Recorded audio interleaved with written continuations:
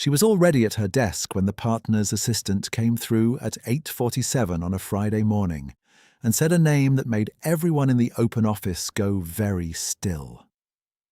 Michael had heard the name before. She just hadn't known it belonged to the man who had asked her 4 days earlier whether the coffee on the third floor was actually drinkable. She kept her hands flat on the desk and let the silence do what it needed to do. 4 years was a long time to be invisible inside a room full of people who were very good at looking through you. Michael had learned the particular posture it required: shoulders level, chin not lifted and not dropped, the small professional smile that cost nothing and promised nothing, the way of moving through a corridor that did not ask to be noticed. She had learned it the way you learn to walk quietly in a house where someone is always sleeping, not as a performance, but as a habit so deep it had become the shape of her body during working hours. The firm occupied 3 floors of a building on West Halstead, 17 stories above a street that was always louder than it looked from up here. The name on the door was Ashworth and Associates, and the name meant Diana Ashworth, who had started the firm 11 years ago with her husband Warren's contacts, and her own very precise sense of which clients were worth courting and which were not. Diana had a gift for architecture in the way some people have a gift for reading rooms. She understood immediately what a space was trying to be, and she understood immediately what kind of person you were when you walked into one of hers. She had understood Michael immediately too, 4 years ago. She had placed her in the middle tier, the tier of competent support staff who existed to make the senior designers look more senior, and she had not revisited that assessment once. Michael's desk was the second from the window in a row of 6, which meant the light was good, but the position was irrelevant. Petra's desk was immediately to her left, close enough that they could exchange a look without turning their chairs, and in 4 years of irrelevant positioning that had turned out to be the one reliable thing about working at Ashworth and Associates. Petra had curly dark hair that she pulled back with whatever was nearest, and she had a habit of leaving a second coffee on Michael's desk when she made her own without saying anything about it, because she knew Michael got in 40 minutes before anyone else, and the first cup was always gone. This Monday it was a flat white in a paper cup with the lid pressed slightly off-center, and Michael noticed the lid and straightened it without thinking and drank it while the office filled up around her. Diana arrived at 9:10, as she always did, in a coat that Michael recognized as new, charcoal wool with a narrow lapel that caught the overhead light. She moved through the room the way a weather system moves, not urgently, but with the specific gravity of something that has decided where it is going. She did not look at Michael's desk.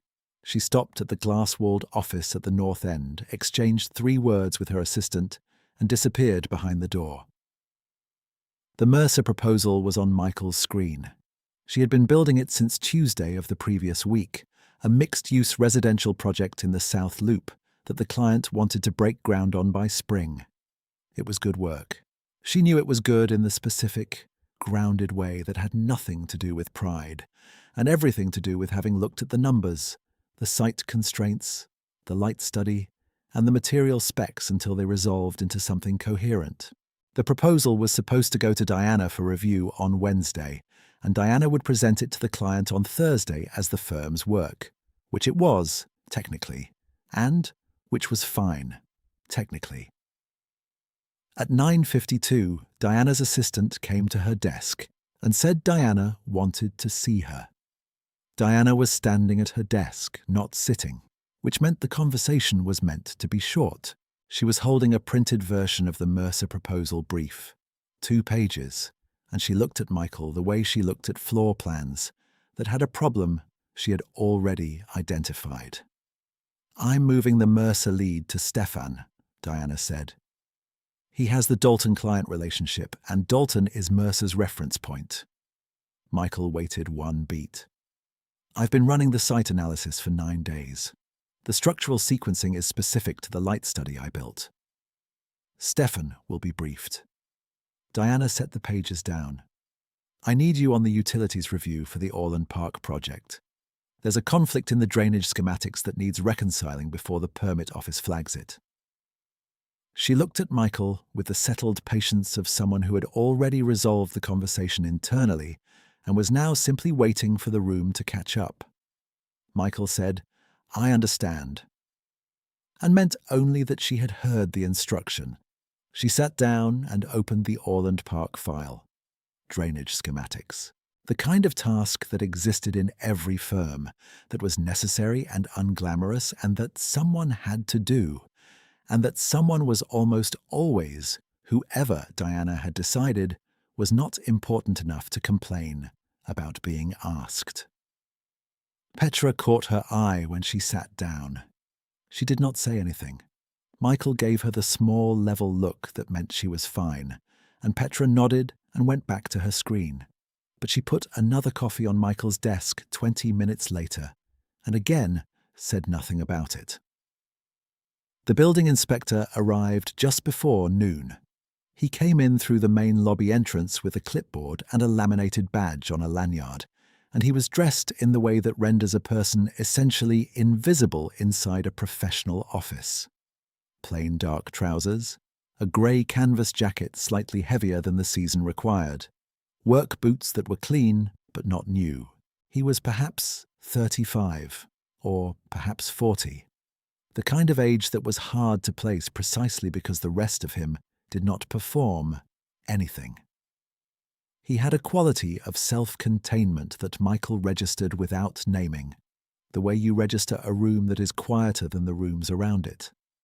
The receptionist at the front desk, a young man named Owen, who was meticulous about his own time and approximate about everyone else's, waved toward the interior with the minimal gesture of someone whose lunch was imminent and directed him to find whoever managed the space. Nobody managed the space on a Monday at noon. Diana was in a client lunch. The senior designers were at their external desks or their own lunches.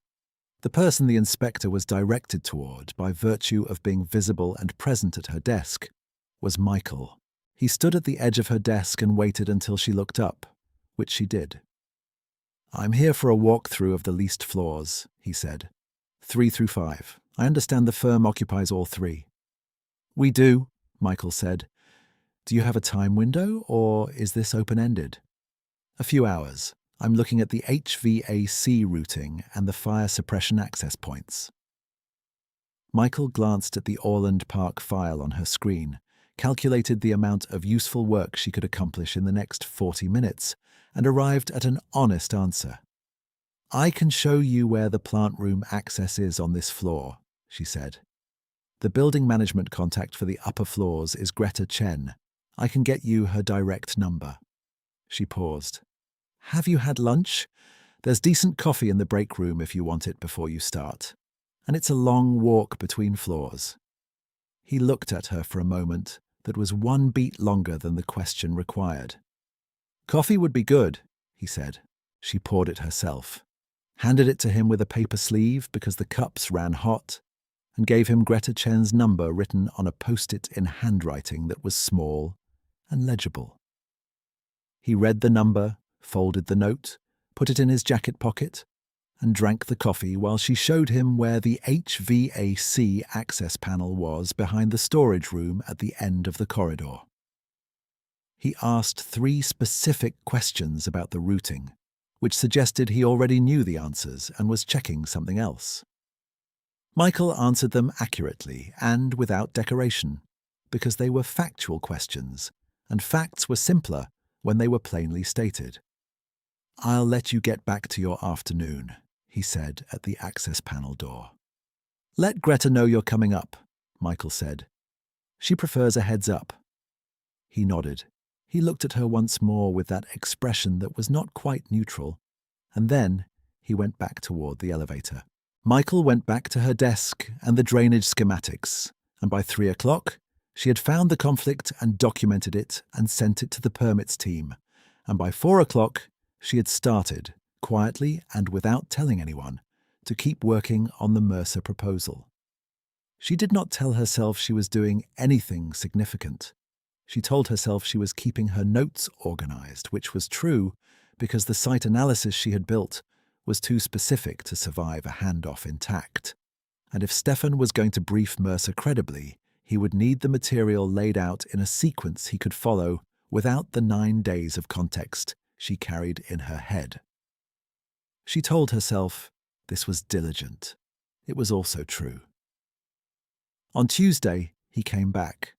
She was at her desk by 8 when he came through the lobby at 8:20, without the clipboard this time, which was the first detail she noticed. He stopped at her desk again and waited for her to look up, which she did, and he said he had a question about the utility routing on the 4th floor that didn't match what was in the building's original schematics. "I can try," Michael said. "I'm an architectural designer, not a building systems engineer, so there's a limit to what I know about the HVAC history specifically. The question is more about what was done to the space when the firm moved in," he said. "Whether there were any structural modifications." She thought about it. There was a light well modification on 4 when we expanded into the additional square footage 3 years ago. I can pull the permit record if the drawing set would help. He sat down, which she had not invited him to do, in the spare chair beside her desk that usually held Petra's overflow files, and she pulled the permit record from the firm's document drive, and they spent 40 minutes going through the drawing set together. He asked good questions. They were not the questions of someone who needed to know the answers. They were the questions of someone who was thinking carefully and wanted a specific kind of company while he was thinking. Michael registered this without analysis, the way you register a change in barometric pressure before the weather name for it arrives. Petra brought them both coffee at 9:30, which Michael had not asked for, and looked at the inspector with the composed expression she used when she was paying very close attention. His name, Michael learned during those 40 minutes, was Callum. He offered it the way he offered most information about himself, without preface and without expansion, in answer to a functional question. She had asked who she should address the permit correspondence to if the building management needed a formal response. "Callum Reed," he said, "but the correspondence should go through the management office. I'm just doing the review." Michael wrote it down and went back to the drawing set. By Tuesday afternoon, Diana had called a full studio meeting to introduce the restructured Mercer lead. Stefan presented the brief with the efficient confidence of someone who had been briefed for 48 hours on 9 days of someone else's work. Diana sat at the head of the conference table with her reading glasses on and made 2 small corrections to the site analysis that Michael had built. Corrections that were technically accurate and that suggested she had read it carefully enough to understand it was good. She did not mention Michael's name. Michael sat at the far end of the table and kept her hands still in her lap, and wrote 1 line of notes on the pad in front of her, which was the question of whether the drainage conflict resolution she had submitted was going to need a follow-up with the permits office because the reviewer sometimes wanted a clarification call before issuing the amended permit. Petra, beside her, wrote on her own pad, "This is absurd." Michael covered the words with her elbow and did not look at Petra because if she looked at Petra, she would have to acknowledge that it was. On Wednesday, Callum came back in the afternoon, later than the previous days, and said he needed to check something in the 3rd floor mechanical room, and would it inconvenience anyone for him to be in the back corridor for an hour. "It won't inconvenience anyone," Michael said, and went with him because the 3rd floor mechanical room key was on a hook in the supply cupboard that was itself locked, and only 3 people in the office had access, and she was the one currently at her desk.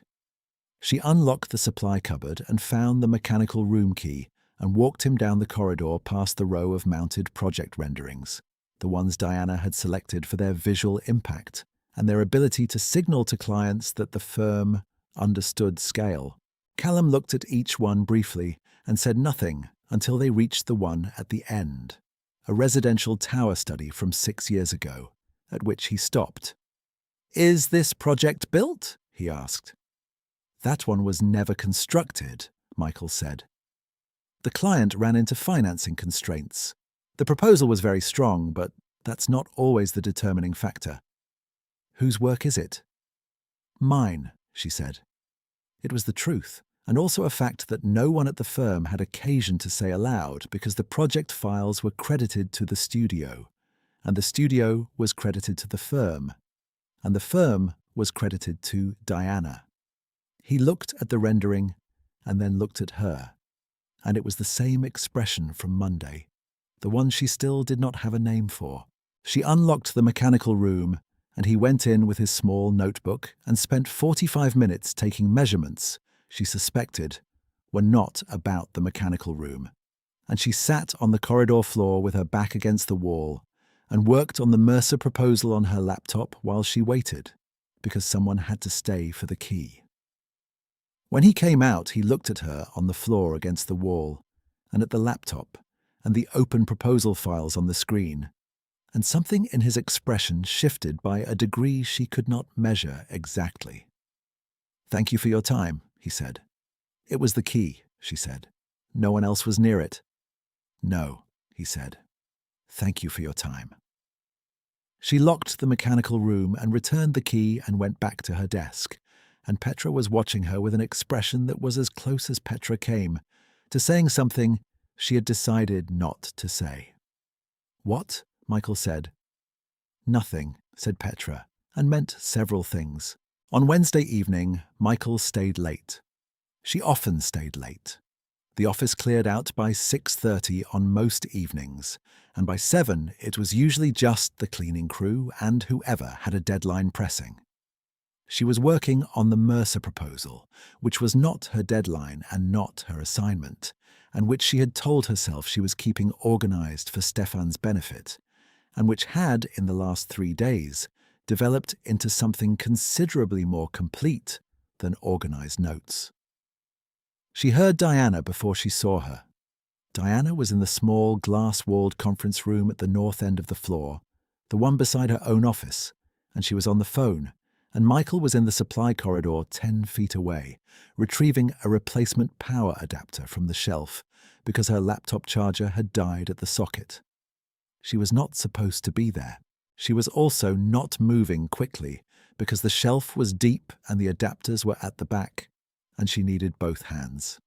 "She's technically capable," Diana was saying in the tone of voice she used when she was correcting a false impression efficiently. "That's not the question. The question is ceiling. 4 years and she's still doing permits work and drainage schematics. That's a data point, not a coincidence. When I hired her, I needed someone who would stay in their lane and not require management. And she's been exactly that. Reliable, contained. Not someone you build a practice on." A pause. Michael's hands were still on the shelf. "She had the Mercer work in decent shape, but Stefan will take it further than she could have. She doesn't have the client presence. She's a filler hire, Robert. I need you to understand that. She was never positioned for growth here, and she knows it." Michael took the adapter from the shelf, turned around and walked back to her desk in the even, level way she had been walking for 4 years in that office, and she sat down and plugged in the laptop and looked at the Mercer proposal for a long time before she opened it. A filler hire. She turned the phrase over the way you turn a stone that has been sitting in your palm long enough to take on your temperature. It was not shocking. She had understood for 4 years that her position at the firm was functional rather than foundational, that she occupied a tier Diana had assigned her to on some early reading that had never been revised. She had known this the way you know a fact you have never had to say aloud. She had not known Diana said it to other people in phone calls on Wednesday evenings. She opened the Mercer proposal. She worked until 9:43. The proposal was complete. It was not merely complete in the sense of being present and filled in. It was complete in the sense that a structure is complete when every load-bearing element has been properly resolved and the thing will stand without apology. The light study was there, the structural sequencing was there. The material specifications were annotated against the client's stated preferences and against the actual cost constraints, which Stefan's brief had only approximated. The drainage integration, which she had resolved separately for Orland Park, and which was relevant to the South Loop site's specific geology, was incorporated and cross-referenced. She sat with the submit button for 3 minutes. A filler hire, not positioned for growth, not reliable, contained. She submitted it to the client portal under the firm's project identifier, with her name in the prepared by field, which was accurate and which would be visible to anyone who opened the file. She closed the laptop, put on her coat, and took the elevator down to the street. She was standing at the lobby doors when the elevator behind her opened again, and Callum came out, which she had not expected because she had not known he was in the building. He looked at her, and she looked at him, and for a moment neither of them said anything, which was a kind of sentence in itself. "Late," he said. "Working," she said.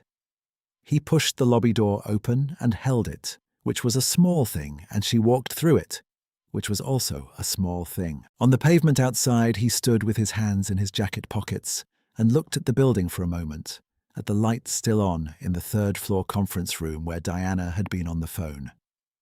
"The Mercer proposal," he said. "The mixed use in the South Loop." She was very still. "I've seen the project brief," he said. "The site analysis in it is specific to a level that doesn't come from a general briefing." "Stefan presented it on Tuesday," Michael said. "I know," he said. "I read it again this afternoon. The drainage section has a methodology in it that matches the resolution approach in the Orland Park permit record you pulled for me Monday." She said nothing. "It's your work," he said. It was not a question and not an accusation. It was the simplest possible articulation of what he believed to be true. She was tired enough and late enough in the evening, and the pavement was cold enough under her feet, that she did not locate the usual response, the professional deflection, the careful containment. "Yes," she said. "It's my work." He nodded once. Then he said, "What do you want from the work?" She thought about it the way she thought about things that deserved an honest answer rather than a managed one. "To build something that stands," she said, "not just to support someone else's presentation of it." He was quiet for a moment. The street was ordinary around them, ordinary and unhurried, and the building stood above them with its lit windows and its 3 leased floors. "That's a reasonable want," he said. She looked at him, and he looked back, and something in the air between them was specific and warm, and not performed by either of them. He was close enough that she could see that his jacket was canvas, not wool, and that his hands in his pockets were still, the same steadiness she had noticed 3 days ago in the corridor. "I should go home," she said. "Yes," he said. She walked toward the corner where her train was, and she did not look back, and she did not need to, because she could feel him still standing there on the pavement, in the way you feel something you are not yet naming. On Thursday morning, she walked into the office and sat at her desk and opened the Mercer project in the client portal, and saw that the file she had submitted was marked as received, with her name in the prepared by field exactly as she had entered it, and she understood that it had cleared the overnight processing window before anyone at the firm could have intercepted it. Whatever Diana did when she found it, she would be working with something that was already on the client's server. She opened her email and found, at 7:58, a message from the Mercer client contact with one line in the body. "This is the most complete brief we've received. Are you available Thursday afternoon for a call?" She was available Thursday afternoon for a call. She did not tell Diana before the call. She answered the client's questions with the same plain directness she applied to everything, walking them through the light study sequencing and the drainage methodology and the cost annotations. And the call lasted 53 minutes and ended with the client asking whether she would be the primary contact on the project going forward. She said she would need to confirm that with her firm's management, and the client said they would follow up directly with Ashworth and Associates, and she hung up and sat in the quiet break room where she had taken the call and looked at her own hands on the table. Diana found out at 4:30. Michael knew because Diana's assistant appeared at her desk with the specific posture of someone carrying a message they would prefer not to carry, and said Diana wanted to see her at 4:45. The office had that particular quality of stillness that happens when a room full of people is collectively pretending not to pay attention. Petra put a coffee on her desk without saying anything. Michael drank half of it and went to Diana's office. Diana was sitting this time.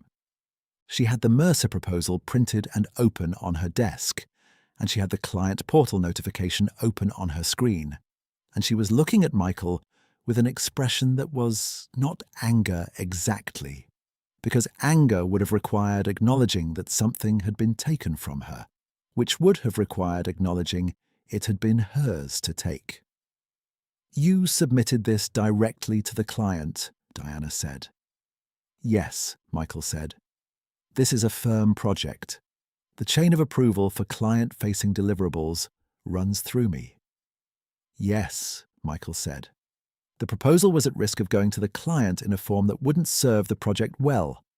I completed it and submitted it. I understand if there are consequences." Diana looked at the proposal. She looked at the notification. She said carefully, "The client is requesting you as primary contact." "I know." "That creates a conflict with the current assignment structure." Michael said nothing because there was nothing accurate she could add. Diana picked up the proposal pages and set them down again. She said, "We'll discuss this Monday," which meant she needed the weekend to decide what the power arrangement looked like now that the client had chosen, and Michael said she understood and went back to her desk. On Friday morning, Callum's assistant arrived at 8:30. Michael was at her desk. Petra was at hers. The office was in its routine morning state, coats being hung, the coffee machine running, Owen at reception doing something on his phone. The assistant was a woman of about 40 in a dark jacket with a leather document folio, and she spoke to Owen briefly and was directed toward the office. And she stopped at reception and called Callum's name across the floor. Not Inspector Reed, not the man from the building review. She said, "Mr. Reed, the Richardson acquisition documents came through overnight. The finance team needs your sign-off before 10.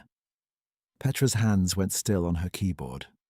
Michael looked at the elevator, where Callum had just appeared, coming through the doors with his canvas jacket and his clipboard, and she watched him register the assistant and then the room. The assistant said, "The holding company's attorneys want the revised terms confirmed before the Ashworth lease renewal goes to the board. Given that you're the building owner and the silent equity partner on this floor, they want your direct authorization." The room was extremely quiet. The building owner, the silent equity partner. Owen looked up from his phone. Stefan had stopped typing. Two designers near the window turned in their chairs. At the end of the floor, Diana Ashworth opened her office door.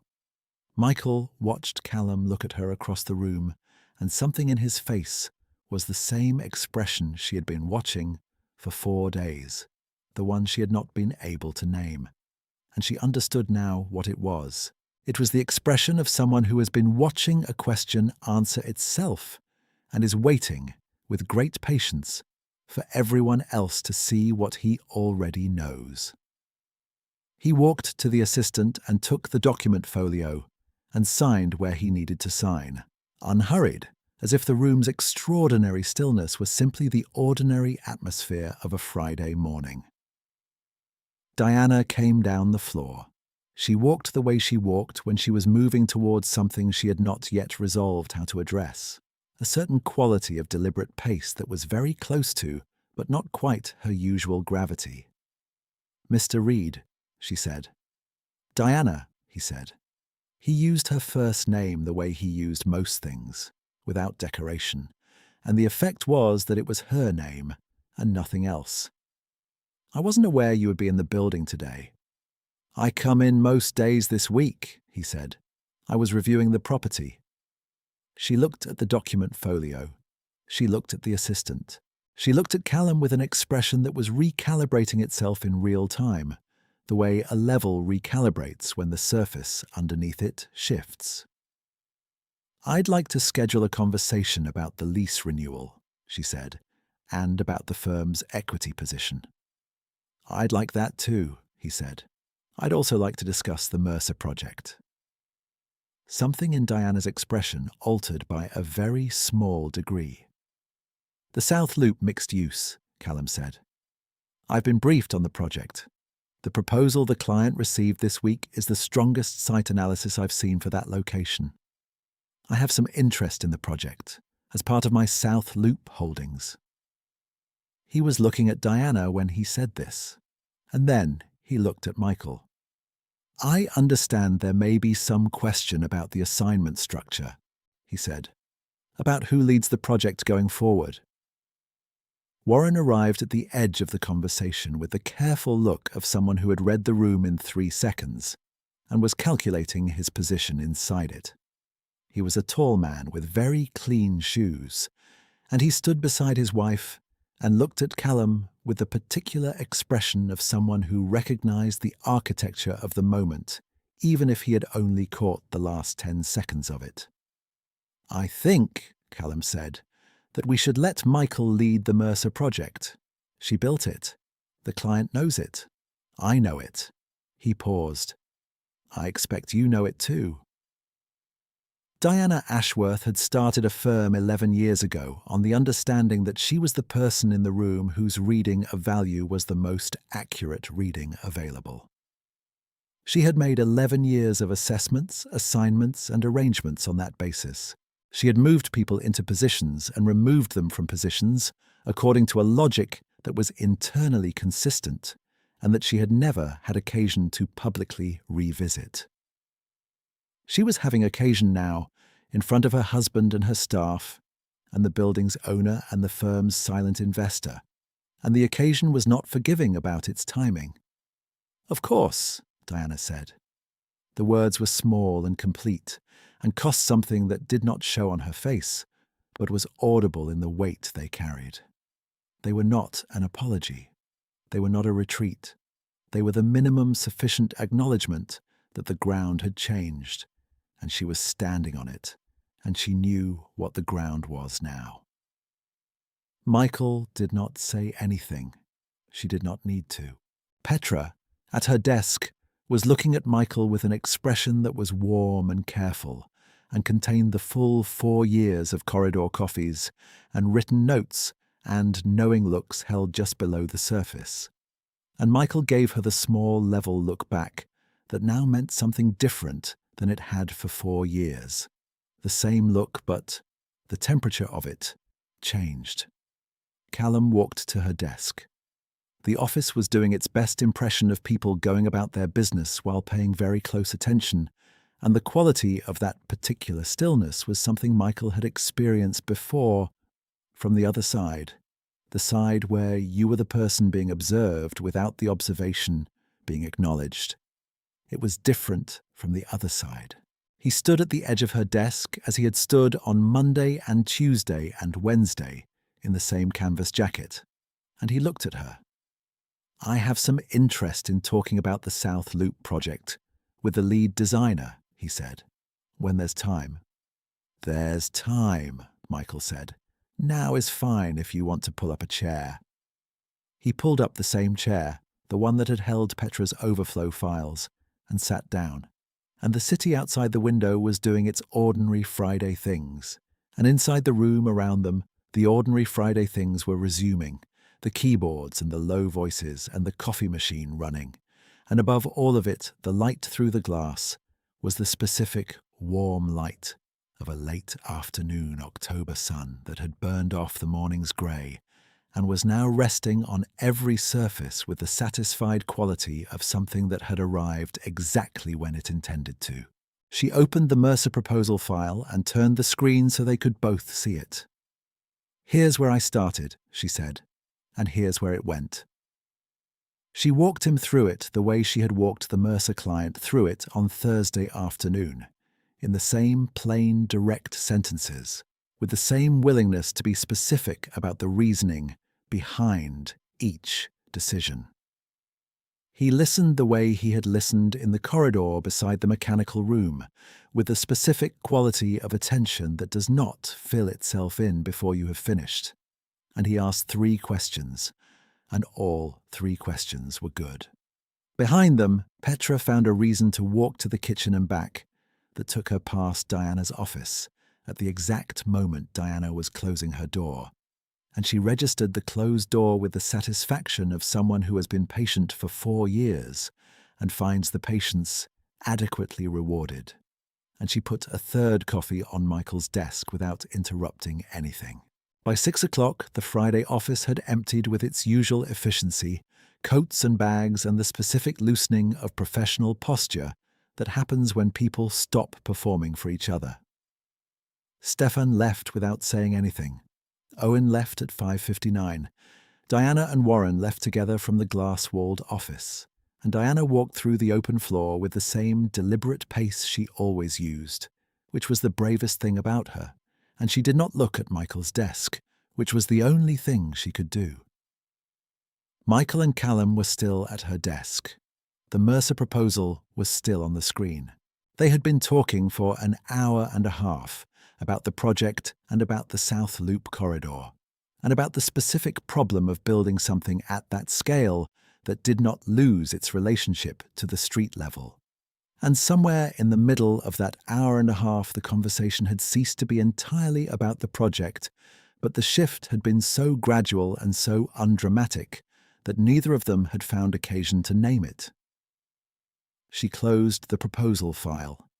The office was quiet in the way an office is quiet after hours, a different quality than the ordinary quiet of a focused afternoon, a quiet that belongs to the space itself rather than to the people who work in it. "You've been here every day this week," she said. "I have," he said. "The inspection was finished Tuesday," she said. He looked at her with the expression she had finally named, the one that had been the same expression from the first Monday in the corridor by the access panel, and it was the expression of someone who has made a decision and is waiting, with complete patience, for the decision to become mutual. "Yes," he said. "It was." She picked up the coffee cup Petra had left, which was cold by now, and held it without drinking it, and looked at him. And the city outside the window was doing the specific thing it does in October, when the light drops early and the buildings hold the warmth of the day in their glass. "I know what I assumed about you," she said. "Monday." "I know," he said. "And I was wrong." "You weren't wrong about anything that matters," he said. "You were accurate about everything that mattered." She thought about the mechanical room key and the post-it with Greta Chen's number and the paper sleeve on the coffee cup and the floor of the corridor where she had sat with her laptop, and she thought about the pavement outside the lobby on Wednesday night and his hands in his jacket pockets and the ordinary street around them. She thought about a filler hire, not positioned for growth. She thought about submitting the proposal at 9:43 on a Wednesday night, alone in an office that had already decided she was contained, reliable, not someone you build a practice on. She thought about what he had said on the pavement. That's a reasonable want. She set the coffee cup down on the desk. "I have a question," she said. "Yes," he said, which was an answer to the question she had not yet asked, and also the only answer that mattered. She looked at the conference room at the north end of the floor, the glass-walled room where Diana had been on the phone on Wednesday evening, where the Mercer project had been handed to Stefan on Tuesday, where Michael had sat at the far end of the table with her hands in her lap for 4 years of meetings, in which her name was the one that did not appear on the credit line. Then she looked back at Callum, who was sitting in the chair beside her desk in the canvas jacket with the steady hands, and who was looking at her with exactly the expression she had finally learned to read. She stood up, and he stood up, and she walked to the conference room and pushed the door open and stepped through the threshold. She had crossed that threshold 100 times. The room was the same oval table and the same mounted rendering of the firm's founding project on the north wall, and the same city view through the glass. Nothing had been moved or rearranged. The room had not changed. She had. She stood at the head of the table, the chair that was Diana's chair at every meeting she had ever attended here, and she did not perform anything because there was nothing to perform. She was simply standing where she was standing, in a room where she had spent 4 years at the far end of a table, and the room was not smaller or larger than it had ever been, and the chair was not meaningful in any way she needed to announce. Callum stood in the doorway with his hand on the frame and looked at her in the conference room, and his expression was the one she knew now. And the city outside the glass was all its October lights, and the office was quiet and theirs. She pulled out the chair and sat down, and across the oval table the mounted rendering of the founding project was the same as it had always been, and beside it on the wall, in the space she had suggested 3 years ago and never received confirmation that it mattered, was the Lightwell study from the residential tower that had never been built, the one he had stopped to look at in the corridor. Her name was not on it. It had never been on it. She looked at it for a moment, and then she looked at Callum in the doorway, and she said the only thing that was true and that needed saying. "Pull up a chair," she said. "I'd like to keep talking." He came in and sat across from her, and the city settled into its evening outside the glass, and the coffee on her desk was cold, and Petra's chair was empty, and the lights of the South Loop were exactly where they needed to be. And Michael Morrison was exactly where she was always going to be, in the room that had decided she didn't belong until the room learned better.